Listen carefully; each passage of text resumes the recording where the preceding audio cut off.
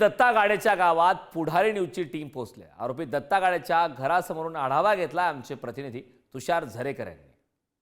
पुण्यातील स्वारगेट बस स्थानकामध्ये 26 वर्षीय तरुणीवरती बलात्कार झाला आणि या बलात्कारामध्ये आरोपी असणारा दत्तात्रय गाडे याच्या घराबाहेर मी सध्या आहे।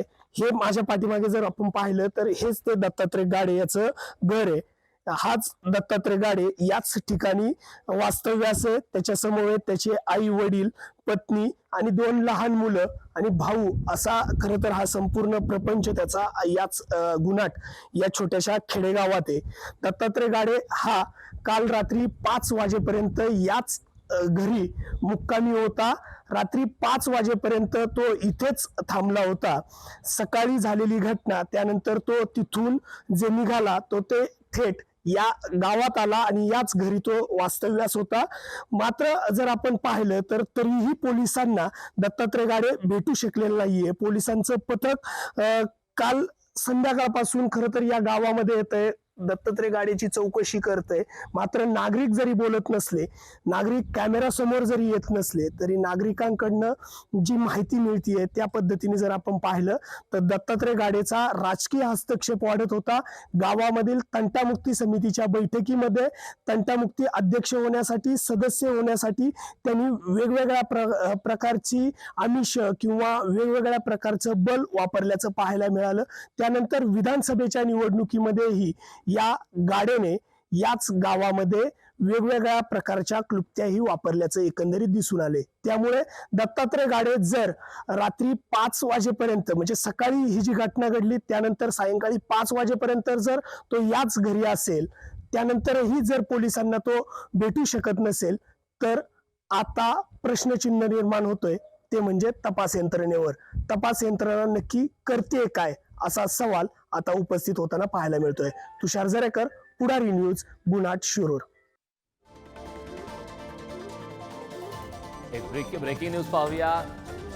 सराईत गुन्हेगार दत्ता गाडेचे कुटुंबीय पोलिसांच्या ताब्यात आहेत। आताची मोठी बातमी आता समोर येत आहे। दत्ता गाडेच्या गावातून पुढारी न्यूजचा एक्सक्लुझिव्ह रिपोर्ट आता समोर आलेला आहे। आरोपी नराधम दत्ता गाडेच्या कुटुंबियाला आता ताब्यात घेण्यात आलं। स्वारगेट प्रकरणातील नराधम दत्ता गाडेच्या गावी पुढारी न्यूज पोहोचले। शिरूर तालुक्यातील गुन्हाट गावी दत्ता गाडेचं घर आहे। सराईत गुन्हेगार दत्ता गाडेचे कुटुंबीय आता पोलिसांच्या ताब्यात आहेत। त्यांची सुद्धा यावेळी चौकशी केली जाणार आहे। चौकशी अंती नेमका आरोपी या नराधमासंदर्भात, दत्ता गाडे संदर्भात काय अधिकची माहिती मिळते का? दत्ता गाडे हा सध्या फरार आहे, पोलीस त्याचा शोध घेत आहेत। कुटुंबियांच्या माध्यमातून काही अधिकची माहिती मिळते का? दत्ता गाडेचा शोध घेण्यासंदर्भात काही मदत मिळते का? या संदर्भात पोलिसांच्या माध्यमातून प्रयत्न सुरू आहेत। या संदर्भात 1 लाखाचं बक्षीस सुद्धा जाहीर करण्यात आलंय। हे दत्ता गाडेचं घर, आरोपी दत्ता गाडेच्या गावात पुढारी न्यूजची टीम दाखल झाली आहे।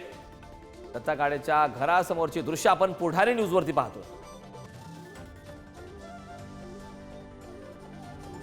या संदर्भात ताजे अपडेट देण्यासाठी आपले प्रतिनिधी तुषार झरेकर आपल्या सोबत जोडलेत। मी तुषारकडे जाणार आहे। तुषार, खरं तर आपण ज्या ठिकाणी आहात दत्ता गाडे आरोपीच्या घराच्या बाहेर आहात, कुटुंबियांना ताब्यात घेण्यात आल्याचं कळतंय।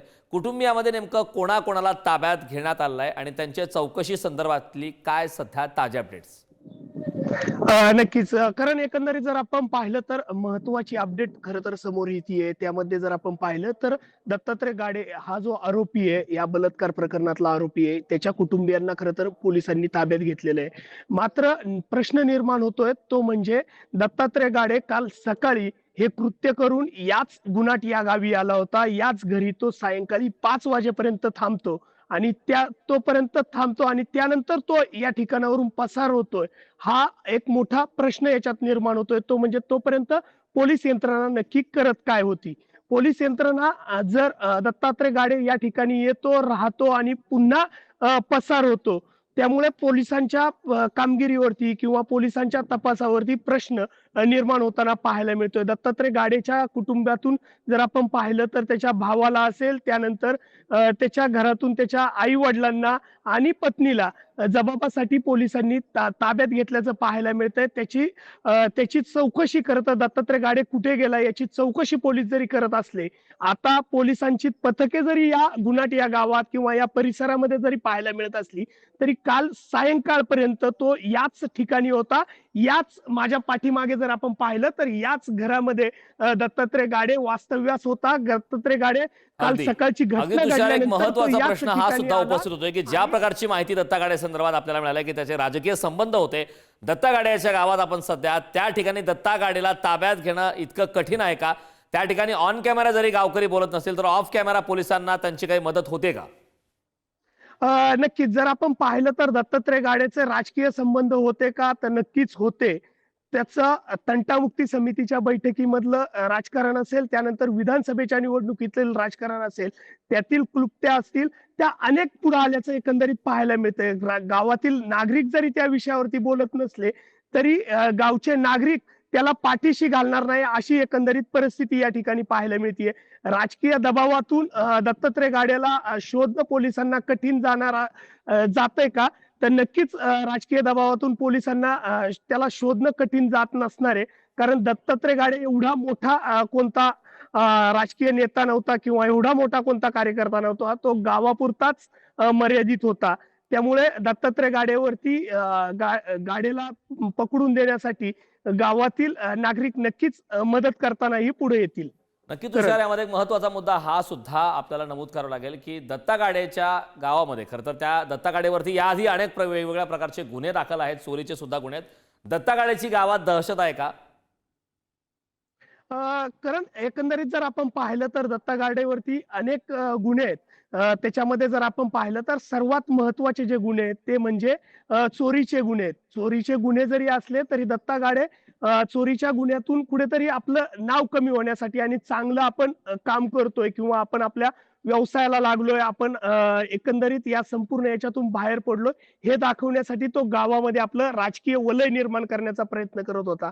त्यामुळे तो गावामध्ये वेगवेगळ्या पद्धतीच्या उपक्रमांमध्ये सहभागी व्हावा लागला होता. त्यामुळे असं कुठेही दिसून येत नाहीये की त्याच्यावरती राजकीय हस्तक्षेप होऊन त्याला पकडण्यामध्ये पोलिसांना कुठे दबाव येत असेल किंवा काही गोष्टी होत असतील, असं कुठेही दिसून येत नाहीये. मात्र सर्वात महत्वाची गोष्ट आहे ती म्हणजे तो 5 वाजेपर्यंत सायंकाळी इथे थांबतो, तोपर्यंत पोलिसांना त्याचा मागोवा लागत नाही आणि 5 नंतर तो गावातून गायब होतो आणि त्यानंतर काही मिनिटातच पोलीस या गावामध्ये येतात, त्याचा तपास करण्यासाठी येतात आणि त्याच्या भावाला आणि कुटुंबियांना ताब्यात घेतात. हा एक प्रश्न खरं तर या निमित्ताने अगदी उपस्थित तुषार, होतोय. मात्र यामध्ये एक महत्त्वाचा मुद्दा आहे की राजकीय संबंध आहेत हे खरं आहे, मात्र त्या व्यतिरिक्त स्थानिक पातळीवरती याचा काही दबाव होतोय का? यामुळे पोलिसांना ताब्यात घेण्यासाठी काय अडचण येते का? एवढ्या मोठ्या प्रमाणामध्ये तो नक्कीच नेता किंवा कार्यकर्ता नव्हता. त्यामुळे गावातील राजकारणामध्ये त्याचा हस्तक्षेप जरी असला तरी त्याचा दबाव स्थानिक पातळीवरच्या लोकांना नक्कीच नव्हता.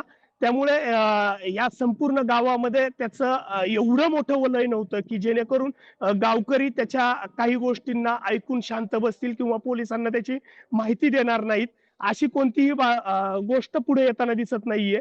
नक्कीच गावकरी ही माहिती त्याची पोलिसांना देतील. मात्र कॅमेरा समोर बोलायला गावकरी तयार नाहीयेत. कारण गावकऱ्यांना गावात राहायचं असतं, गावकऱ्यांना गावगाड्याचे संबंध जपायचे असतात. त्यामुळे गावकरी कॅमेरा समोर येऊन कोणीही बोलायला तयार होत नाहीये. करण. अगदी तुषार, खूप खूप धन्यवाद या संपूर्ण माहितीबद्दल.